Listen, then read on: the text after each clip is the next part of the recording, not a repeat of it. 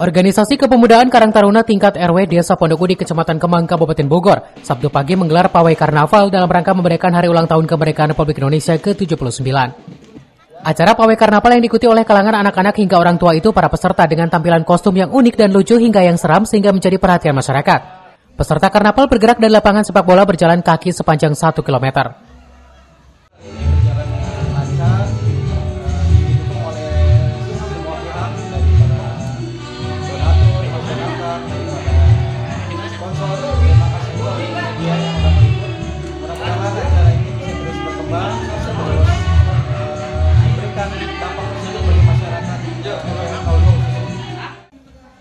Acara pawai karnaval yang rutin dilaksanakan oleh pemuda RW 02 di setiap momentum Hari Ulang Tahun Kemerdekaan ke-79 disambut antusias masyarakat.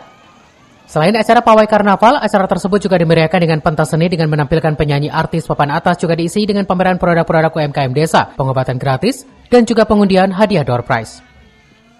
Dari Kecamatan Kemang, Kabupaten Bogor, Suhanda Abriji melaporkan.